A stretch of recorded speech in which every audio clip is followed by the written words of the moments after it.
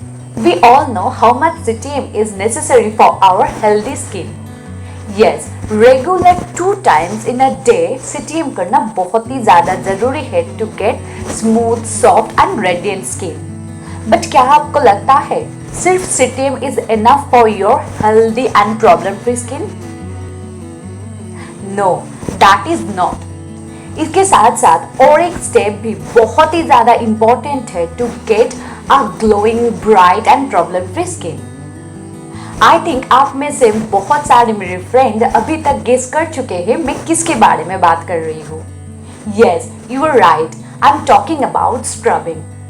Scrubbing करना बहुत ही ज़्यादा ज़रूरी है क्योंकि आप कुछ भी अप्लाई कर लो आपकी स्किन में, कितनी भी एक्सपेंसिव प्रोडक्ट आपकी स्किन में अप्लाई कर लीजिए, अगर आपकी स्किन में डेड स्किन सेल जमा होकर रहेगा, अगर आपकी पोर्स क्लॉग होकर रहेगा ड्यू टू आपकी स्किन में जो ऑयल प्रोडक्शन होता है उसके कारण, धूल मिट्टी पोल्यूशन के कारण, तो आप कुछ भी अप्लाई कर लीजिए स्किन में, वो आपकी स्किन में वर्क नहीं करेगा क्योंकि आपकी स्किन लेयर में डीप लेयर तक वो पेनिट्रेट नहीं हो पाएगा.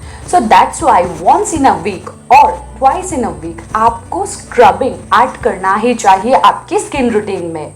स्क्रबिंग अगर आप ठीक तरीके से ना करते हो तो आपकी स्किन में white heads, black heads, pimple, आपकी स्किन बहुत ज़्यादा डल दिखेगा, ये सब प्रॉब्लम आपको होगा.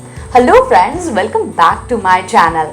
तो आज मैं आपके साथ एक अमेजिंग फेस स्क्रब शेयर करने वाली हूँ जो स्क्रबिंग के साथ साथ एज ए फेस मास्क भी आप इसको यूज कर सकते हो.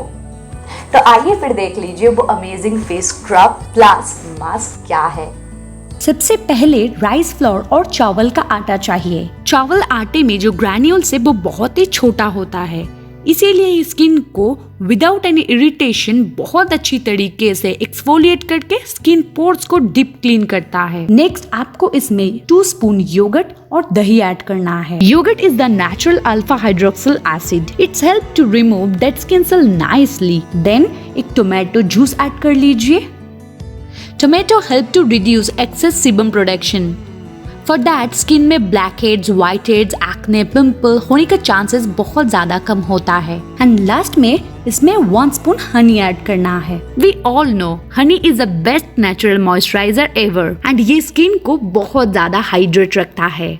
बस अभी इन सभी को बहुत अच्छी तरीके से मिक्स करके एक थिक पेस्ट रेडी कर लेना है.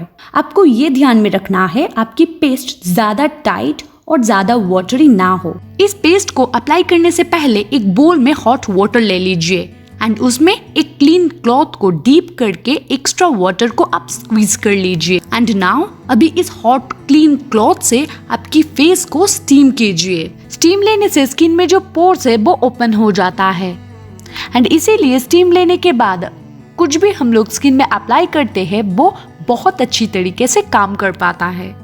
5 मिनट तक ऐसे ही स्टीम लेने के बाद इस पेस्ट को इवनली स्किन में अप्लाई कर लेना है. After applying this mask leave it for 5 to 7 minutes. इस मास्क को पूरा ड्राई नहीं करना है.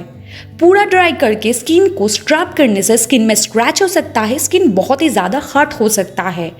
तो इसीलिए जब ये मास्क सेमी ड्राई हो जाएगा आप एक टोमेटो स्लाइस लीजिए एंड उसी से आपकी स्किन को धीरे धीरे बहुत ही हल्के हाथों से सर्कुलर मोशन में मसाज कीजिए. इसे आपकी स्किन स्क्रब भी होगा एंड टोमेटो जूस का जो बेनिफिट है वो भी आपको मिलेगा. Tomato juice rich in vitamin C and potassium जो डल स्किन को ग्लोइंग बनाने में हेल्प करता है. तो ऐसे 2 to 3 मिनट्स तक मसाज करने के बाद आपकी फेस को नॉर्मल पानी से धो के एक मॉइस्चराइजर अप्लाई कर लीजिए.